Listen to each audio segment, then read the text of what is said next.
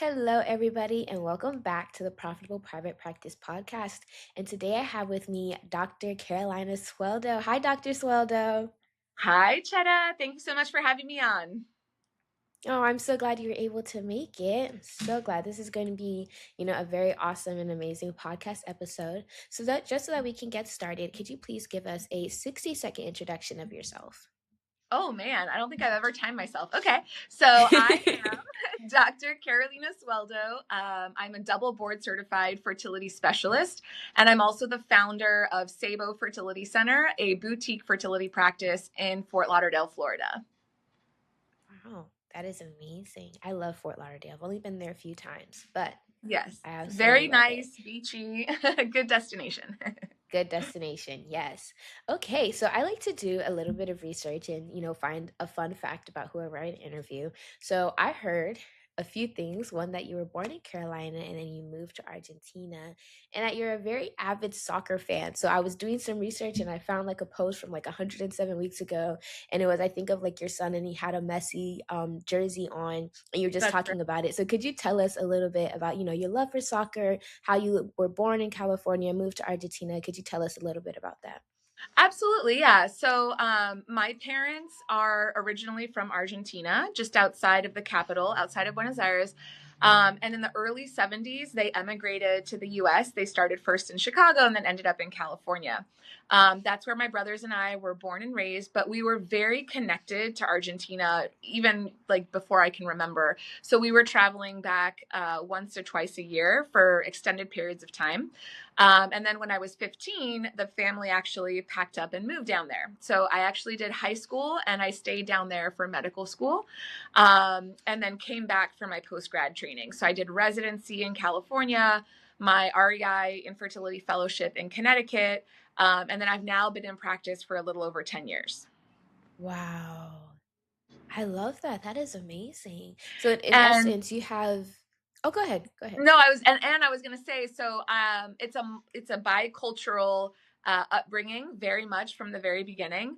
But one thing that sort of from the very beginning exploded was love for soccer. So my dad actually played club soccer in Argentina in the under 18s, and had us in soccer all through our childhood, for as long as I can remember, anyway. And so, yeah, really, really avid soccer watcher, soccer enthusiast. And pre-kids, we actually had jerseys, my husband and I, for our dogs. And then once the kids came along, we got them their own. That is amazing. So in essence, you Yeah. have pretty deep roots in Argentina, yes. For sure. And in So fact, how 𝐏𝐫𝐸 is the national flower of Argentina. So the name of my clinic oh is tied to that background. Yeah. oh wow, that's beautiful. So you mentioned that you moved back when you were 15. Did that, Mhm. like affect anything? Seeing as you didn't exactly, like, you went back and forth pretty much while you were younger, but Yeah. you fully moved there when you're 15. So did that affect anything lifestyle wise? 100%. I mean, I think it definitely shaped who I was as a person. My like 2 cents is anyone who can. I encourage them to live abroad during their sort of formative years. I think beyond visiting, I think living abroad just it completely changes your view of the world. It for me really shaped, my extroverted personality, how I am in social Mm, circles, starting high school at the age of 15 in a new country, in a new language, in a new culture was a whole, because even though you visit, it's one thing to visit family and be in sort of a yeah. family home environment. It's very different to actually live there and go to school there, do sports there, etc. Yeah, that is awesome. And I know for me, my family and I, we recently had the opportunity to visit Dubai. And Dubai and America are two completely different things.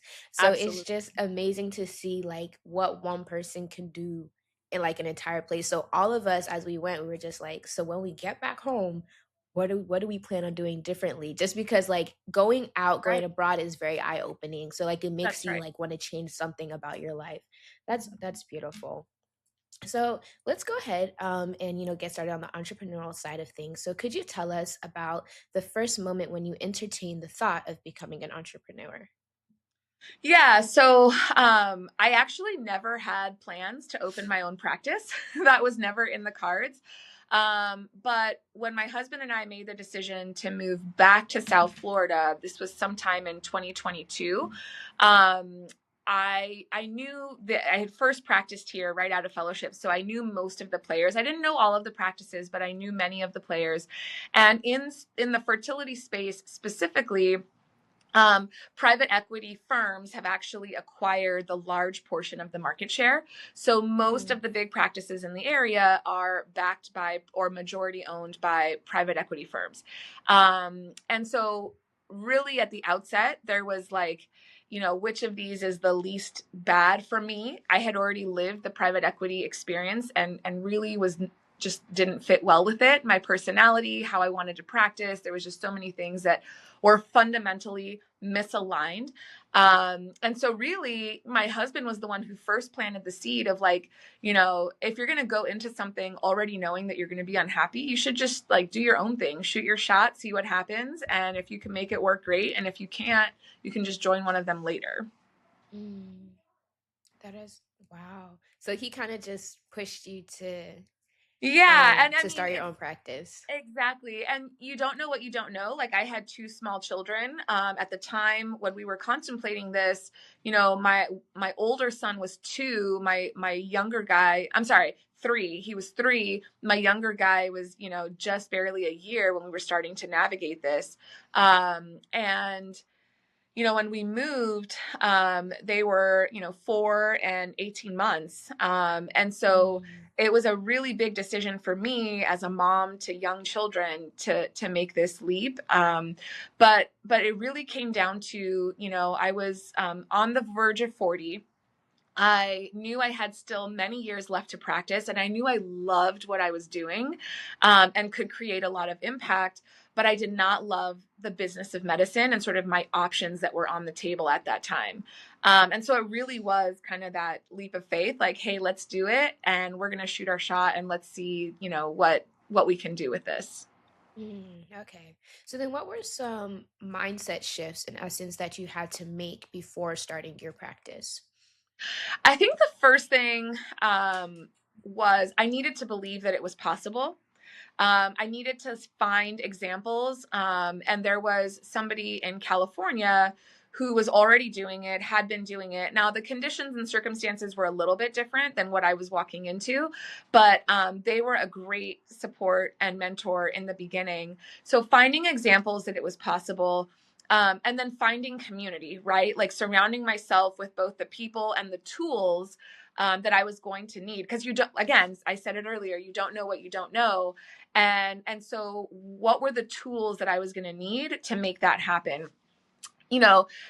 We talk a lot about marketing strategy, knowing your numbers, etc. But even basic things of like joining the local medical society, finding the office space, where was I going to get, my supplies from, exam tables, how was I going to furnish, like all of those things. I didn't know what I didn't know. And then it was really being okay with the discomfort. I think that was probably the biggest mindset shift. In medicine, there's very much kind of this train that you are on, right? Medical school, then post grad training, whether it's residency or residency and fellowship. And then you join either a hospital or a group and you're on that track, and you may or may not be up for partnership. And it's very sort of defined, if you will. And what I was doing, certainly in the fertility space, um, no one, or I shouldn't say no one, but it was very rare to see people doing that. And here in South Florida, um, you know, it, people thought I was crazy. Like they were like, "You're doing what? Like that's never going to work." I literally had somebody call me and tell me, they were just waiting for me to fail so that they could absorb myself and my Wow. patients. It was definitely going against the grain and having to be okay with that and like knowing that it was possible. Wow. And so you mentioned a few times that you don't know what you don't know. So Hmm. when going into practices, I've interviewed some people who were like, well, I didn't really know anything about it, so I joined the business school, and then after I joined the business school, I started my practice. Hmm. So did you like wait until you had majority of the information before you started your practice, or you kind of just went straight in? No, so there's the saying, build the plane while you're flying. That is very much Mhm. me with Sabo. Because I can take really good care of patients, right? Like patient care is my zone of genius.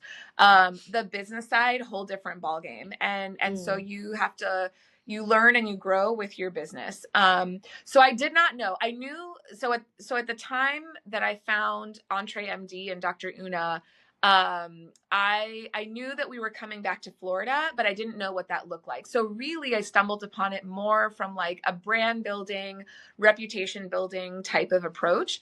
And then as I think I had just joined the business school. It was kind of around the time where I made the decision I was going to open my own practice. And so I knew I was going to need that. And so it was the business school, it was the community. And then locally on the ground, I actually leaned heavily on the local society, the medical society. And then, just colleagues in the area like, hey, I'm looking for XYZ. What's your suggestion? mm. But those were kind of the different tools. So no, I most definitely did not have, I didn't have any information actually, um, when I was starting out. Wow. Okay. And so, what are some surprising opportunities that entrepreneurship has opened up for you? Oh, so I think that there's a few things that you really don't think about. One of them, I think, is the work life balance. And so, one message that I received a lot of was you're going to be in solo practice, you're going to be on call 24/7, it's going to be miserable, 365 days a week. But having control over my schedule, autonomy over my schedule, and control over the patient experience, actually my patients were getting so much communication from myself and my team that I rarely got called. I mean, I think I've been open, this is now year 3 for us. I can count on one hand the number of times that I've been called in the middle of the night or called on a weekend or whatnot unexpectedly. Mm, So I think the work-life balance was actually much better than what I was expecting going into it. The second opportunity was the local networking with other female physician founders. That really was unexpected, and just getting to see what other people are doing. I would say both here on the ground and in the business school, and just getting the opportunity to network with other female founders who are doing like really rock star things. And there's some rock star guys in the business school too, but just, for me, kind of seeing those examples and having those vision boards again, both here on the ground and in the business school across the country, mm, that was really unexpected. And what you find is that there's actually people that are rocking it in medicine. Like, it's not this sort of negative gray picture that everybody paints.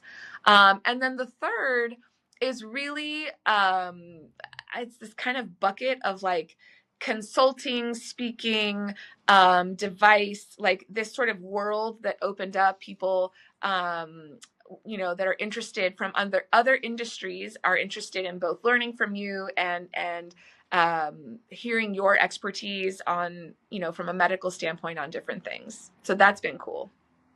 that sounds amazing. I absolutely love that for you, and that I do believe that entrepreneurship does open up, a lot of opportunities. So, in the way where you were saying that you haven't exact you can count on your hand how many times you've been called in the middle of the night.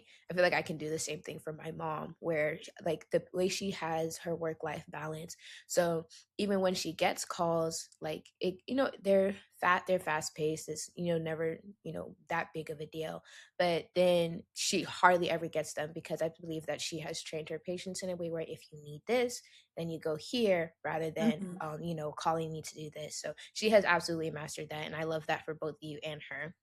And so one of the wins that you mentioned in the little questionnaire was that you were named, the best doctor in Fort Lauderdale in 2024 and in 2025. So could you expand on that for us a little bit? Yeah. And Yeah. minds would like to hear about that. So, there is a concept that Dr. Una talks about a lot, which is sort of establishing yourself as an authority. in your space. And when I moved to Fort Lauderdale, I had been away from the South Florida region. I was never in Fort Lauderdale, so I was brand new to the area. But I'd been away from the South Florida region for 5 years, so nobody really knew who I was. Mm. And there was a lot of reputation and brand building that has gone into the last couple of years for me. Um, and apparently there's a local magazine. It's called the Fort Lauderdale Magazine. And readers can vote to see who is the best doctor in the area. And in 2024, I got an email, which I thought was spam at the time. And they're like, hey, you won. And now, mind you, at this point, we had been open less than a year. Okay. Oh, So wow. we had been open less than a year. And I get this email, you won Best Doctor of Fort Lauderdale. I'm like, what is this? Whatnot. And I was getting texts from like, my kids' school, from the parents and whatnot, like, oh my gosh, you're in the magazine. And I was like, what is happening right now? So yeah, I mean, I think, and it speaks to two things, right? For me, it speaks to number one, the gap, right? And sort of what patients were wanting and what patients were seeking, and the kind of service and the kind of care that we were giving to our fertility patients. Mm. And number two is that I would have never thought that the Fort Lauderdale magazine was of significance, if you will, for my brand building. And yet it was so important and allowed for so many things. And then that led to other things, right? Because then that's something that's going on your social media. That's something that's going on your pitches when you're pitching for podcasts or pitching for interviews, etc. So it adds a layer of like street cred that is maybe outside of the orthodox, what we think of as street cred, which is, certifications and titles and whatnot. Mm-hmm. Like, nobody cares that I'm double board certified. Nobody cares about my maintenance of certification. Nobody cares. I care. But really they're looking to this type of recognition. So it was pretty cool. I mean, year one of business, we got it. Year two of business, we got it. We're now, voting actually closes at the end of March, but we're hoping for a three-peat 3 years in a row. So we'll see how that goes. But yeah, that was a surprising win, definitely, with less than a year open. That sounds amazing. Now, you did mention at the beginning of that something that Dr. Una talks about is making yourself an authority in that place. So, could you talk a little bit about how you were able to do that? Yeah, I think one of the things that I focused on very early on was getting out in my community. So there's a local medical society that I joined. And to be a member, you have to give a 5-minute talk. And there's all different specialties, right? And so that's a way for other providers in the area to get to know me. I also joined a few different women's groups. Volunteering and women's networking, and they allow, we then found events where I could speak at locally. And so it was really about getting myself out in the community. And then once you're out there, you can share your credentials, you can share, all the letters behind your name, etc. But that visibility is huge. Hmm. So, it's essentially when it came to starting out your practice, you didn't hold back with the visibility thing, Yeah, I went full court press. There's nothing full like court your press. face out there in the community. Yeah, for sure. For Mm. sure. Okay. And you did talk a little bit about brand building. So could you mention some of the things that you were able to do? Because I know your social media is definitely on fire. I've seen you like all over my feed. So could you talk a little bit about, what it is that you do for that? Yeah, I mean, we started with a personal account, Dr. Carolina Sueldo, and I still work that, and I still, have that. But 𝐏𝐫𝐤𝐧 was always meant to be bigger than me. 𝐏𝐫𝐤𝐧 was always meant to go beyond, one doctor. And so we created the 𝐏𝐫𝐤𝐧 Fertility Center Facebook and Instagram page, which are linked together. So it's one post feeding into two venues. Mm. And really just being consistent with the content and publishing regularly. I have a virtual assistant who's phenomenal. She's been with me since before 𝐏𝐶𝐫𝐤𝐧. So she's been with me, since the very first days of just building my own personal brand. And she knows me and my voice so well that she's really able to curate that content. There's still stuff that I will do, or I will post, or videos that are, mostly me. But she's the biggest driver. So we have a strong, consistent presence on social media. Our website is also really incredible. Everybody, the website, you don't want to spend a ton of time on it. If you can, you want to outsource it, but it is definitely a representation of your brand. And I've gotten many comments on the ease of navigation, the aesthetic, the information. So that's been really important as well for that digital footprint. Okay. All right. And so in getting to this point where you are now, where you've gotten the best doctor in Fort Lauderdale 2 years in a row and, et cetera, what were some of the challenges that you had to face in getting to where you are now? So many. um, where do I start? We could do a whole podcast episode on that. If I could encapsulate it, I would say the biggest thing is learning resilience. And anyone who's a doctor is resilient. You've had to go through years and years of training and exams and all kinds of stressors, critical cases, etc. But I mentioned in the beginning, like, patient care is your zone of genius. You are basically a beginner when it comes to medicine, or I'll speak for myself. I was a beginner when it came to the business of medicine. And there were a lot of things that happened in the beginning, from, a landlord that was really difficult to work with, from, a difficult patient that ended up with a financial impact to the practice, to, a vendor not delivering on time, and then that directly impacted patient care, to, personnel and staffing situations and having to let somebody go within their 90-day probationary period, et cetera. So there's been so many things that have happened in this short amount of time. And I think the biggest shift has been my bounce back. In the beginning, I would not sleep. I would really struggle through it. I leaned very, very heavily on the EBS community in that first year. I don't know that there would be a 𝐉𝐨𝐲 without EBS. In fact, I say that all the time to Dr. Una.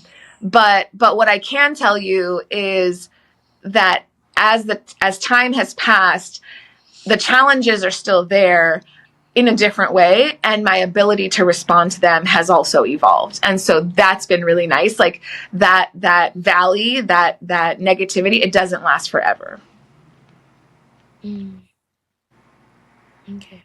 And so you mentioned that that without EBS there is no 𝐉𝐨𝐲. So could you talk a little bit about, the business school? What did the business school contribute to the success of, your private practice? I mean, so many things. Too many to list. I think probably the biggest thing is having the community.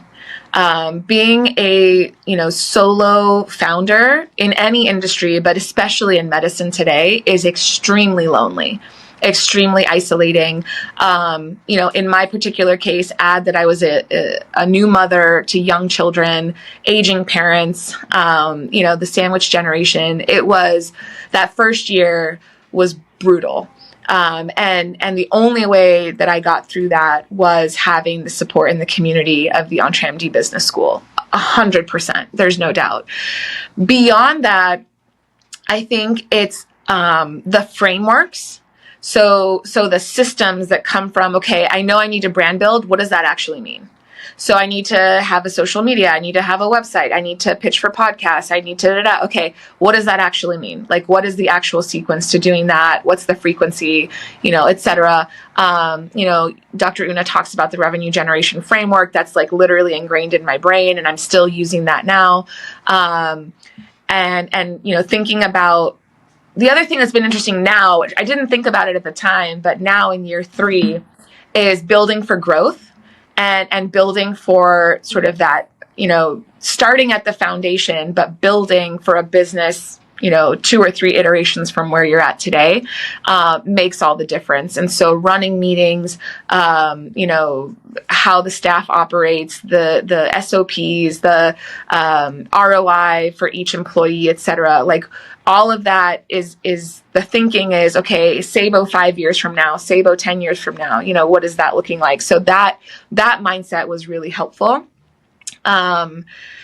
But yeah, and then I would say, back to the loneliness and isolation, like you don't really have a lot of spaces where you can go and share and be vulnerable with the hard parts of doing this. And so having the business school as a safe container to navigate not only the wins, which, are what we typically share with everyone, but also the valleys and the hard parts of doing this. That was critical. Okay, so speaking of wins, can we talk a little bit about them? Let's do your top 3 wins. We can do both tangible and intangible. Yeah. So tangible wins, I would say, from a revenue standpoint, so I self-funded the business. I did not take out a loan. I bootstrapped. Started very lean and kind of grew into it. That's not right or wrong. That's just how I chose to do it.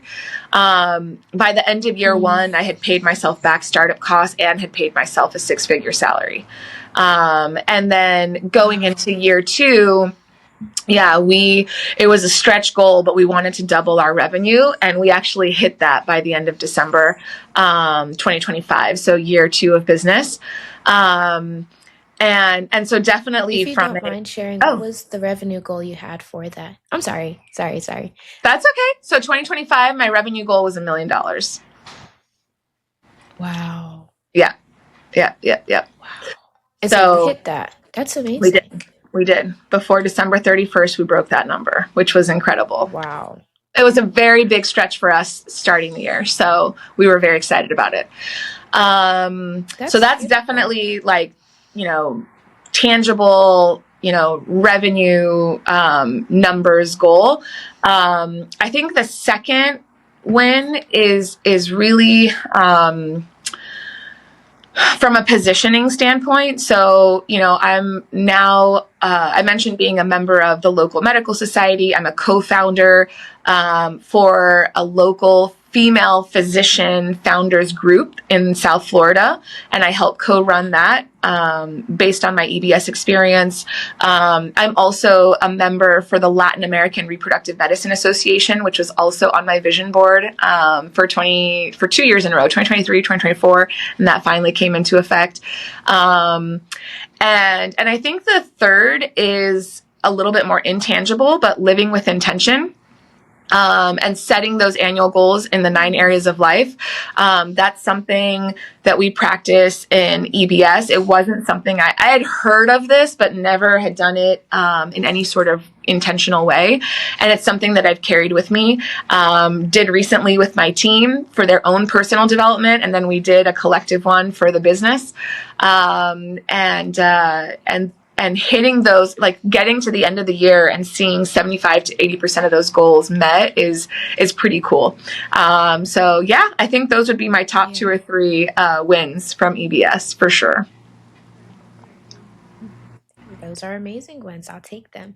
Now, a little bit earlier, you talked about your work-life balance, and something that I know Dr. Una talks a lot about is having your dream business and dream life. So could you talk a little bit about how you're experiencing both areas? Yeah.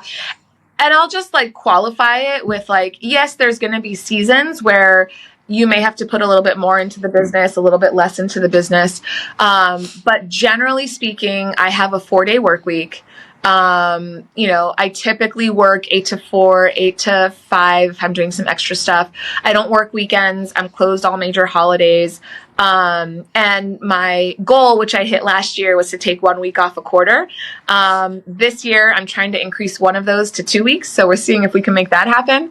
And more than anything, it's the autonomy of hey, my kid has a school show at 9:30 on a Thursday, so I can move things around and make that happen.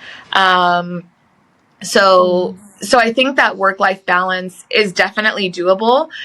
It can look different for everyone. And I think one of the big takeaways from the business school was live a version of your dream life now. Like you may want to work X number of days, or you may want to take, X amount of time off, or whatever the ultimate goal is. So what version of that can you live now? And that was really helpful as I'm still technically growing the business, right? We're still very much in growth mode.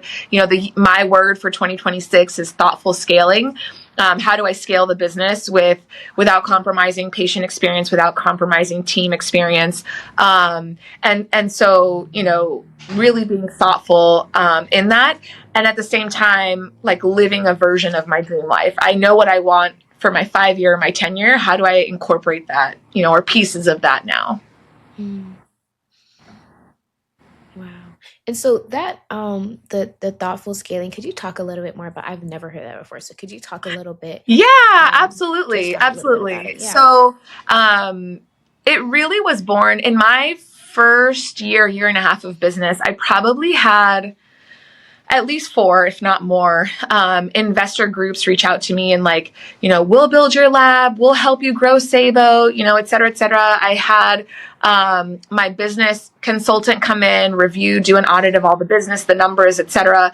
And he had dollar signs in his eyes. Like we could have, 35 𝐏𝐫𝐤𝐻s across the country and like, let's blow this thing up and whatnot.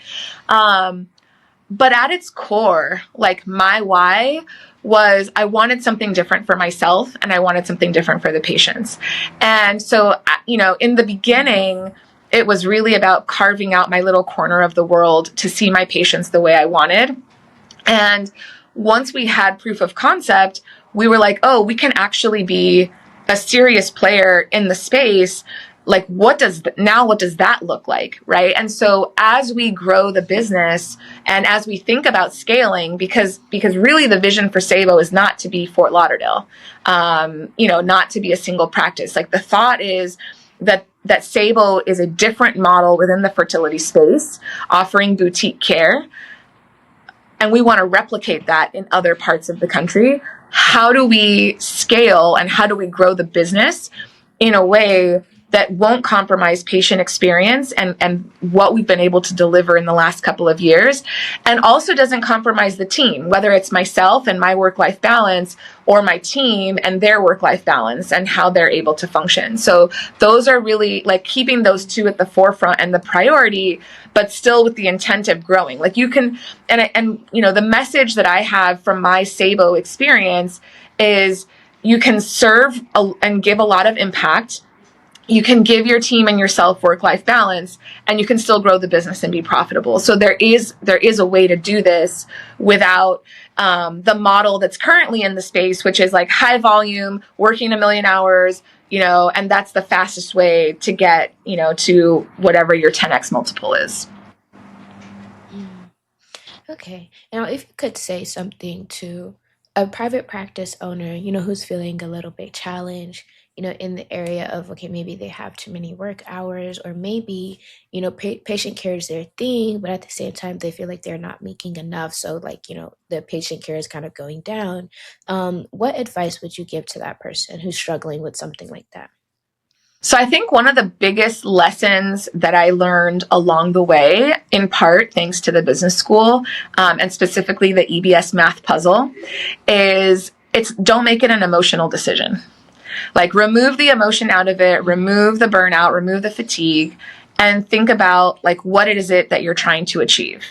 If it's a revenue goal, if it's a patient number, if it's a work hour number, et cetera, and then back into that result. So first identify what are you trying to achieve, and then retrofit your work to match that. So I knew I wanted to hit 1 million in revenue at the current rate that I was going. That even if I worked quote unquote more and went to 5 days a week instead of 4, I wasn't going to hit it. So how do I then back into that number? Whether it's, increasing patient volume in the same amount of hours, whether it's increasing pricing, whether it's increasing my own hours, which I knew I didn't want to do. So I think it's about having the goal and then working backwards to solve for that solution. Wow. And so you mentioned the business school just a little bit within that, the EBS math puzzle. And Mm-hmm. so what has been, let's do your biggest takeaway from the business school, like the biggest lesson you learned while in it? Oof. Um, I don't know. It's a really hard one. It's a really hard one. So, I think one is visibility. You have to be visible. Like you have to. In today's day and age, in today's society, and the way that we have an attention economy, you have to be visible. Number two is systems, and being okay with those systems breaking with each new level that you kind of get to. The systems that got you here won't get you there. And then three Mm. is the strategy and like being clear on what you want, but removing the emotion from it and then backing into the decision. Mm. Okay, those are powerful. And then, so if you could say something to someone who is on the fence about joining the business school, like, they're one foot in and one foot out, what would you tell them? Yeah, I mean, I think what I said earlier, there is no SABO without EBS, and I wholeheartedly mean that. And so I think, having the community, having the space where people are rocking it and like really doing incredible things, and people that are going to support you and hear the good, the bad, and the ugly, all of that, makes it well worth it. And then you add sort of cherry on top is what you learn, but really, navigate, because people are like, oh, well, I can get that from a book, or I can get that from, a podcast, or I can get that from whatever. But the community and the support and the like, hey, I need to pick your brain about this specific thing. Like that's very, very unique to EBS Mm. and that community, that curated community. Curated community. Yeah. And so now to anybody who is listening and you believe that you're like what I said, like you're a little bit on the fence about the business school, I would like to invite you to book a call. So in that you'd have the opportunity to talk with one of our team members. You'd be able to lay out your concerns, talk about why you're on the fence. And what our team will do is that they will help you figure out your next best step. So if you're interested in booking a call, you can go to entremd.com/success. But like what Dr. Sueldo said, if you're looking for that type of community, because that community really isn't something that you can get from a podcast, and it's not something that you can get from a book, that community of where you have doctors who are uplifting you and, they're not trying to tear you down so that they can get on top. I really do believe that, booking a call will really help just so that you're able to talk to somebody about any questions that you may have, because like my mother likes to say, Dr. Una, she says that EBS is here to serve you. And so that's what we're all about. We're all here to serve you, to help you with whatever it is that you may need. So that'll be entremd.com/success so that you can book a call today. And now, Dr. Sweldo, I know you mentioned the community, and I feel like that may be your answer, but when you were in the business school, what was your favorite thing about it? Actually, so yes, community, but like tied to that, the live events. The live events were magic, and having the accountability of the Wednesday calls was great. The accountability is so important when you're navigating this, but the live events of EBS were magic. I still miss them. Yeah, that is awesome. I love the live events as well. And so, Dr. Sweldo, I just want to say thank you so much. This has been a very awesome interview, and I've had a lot of fun and I've learned a lot of things. But now, for our last question, where can people find you? They want to get to know more about you. Where should they go to look for you? Sure. Yeah. So I am on all the major social media platforms. The best thing to do would be to just send me a DM on my Instagram, Dr. Carolina Sueldo or Dr. Carolina Sueldo. If not, they can always submit a web inquiry on our website, sabofertilitycenter.com. But yeah, happy to help. If anybody has questions, always reach out. Happy to help you navigate and answer. Okay. And then I do have one more question now, Oh, actually. sure. So if there's Yes. anything from this episode that you want someone to, take away and to keep with them, what would that be? It's possible. It's possible. I think the messaging in medicine right now is very negative. It's very like private practice is dead. If you're not working for a hospital or a group, you're not going to make any money. You're not going to have that doctor lifestyle, or you're going to just be working yourself to the bone. And I think if you can take one thing away from this episode, is that it is possible. And just knowing that it is possible, and that there are physicians, a lot of them, who are doing amazing in this space, and that medicine is still thriving if you let it. Mm-hmm. So like what Dr. Una says sometimes is that the common narrative is that private practice and that medicine is, it's bad and that it's dying, but it's not, because private practice is thriving. And there are a lot of great examples out there of how private practice is thriving. So that is a beautiful takeaway. So if there's anything that you take away from this podcast episode, is that it is possible and that you can do it. And there are an amazing amount of living examples of people who are doing this. Dr. Carolina Sueldo is one of them. So Thank you. So Dr. Sueldo, thank you so much for coming on. This has been amazing. I've learned so much, and I believe that I'll be taking, a lot away from this podcast episode. So I just want to say a really big thank you for coming on today. I'm so glad. Thank you for saying that. I'm so happy that it was helpful to you. And so to everyone who is watching, remember not to allow this episode to be your best kept secret. So if there's something that you learned that you believe will benefit another doctor, then I do want to invite you to share that with them, to share this with them. And I believe that it'll make an impact in their life. And so a very big thank you to you for watching, and we will see you next time.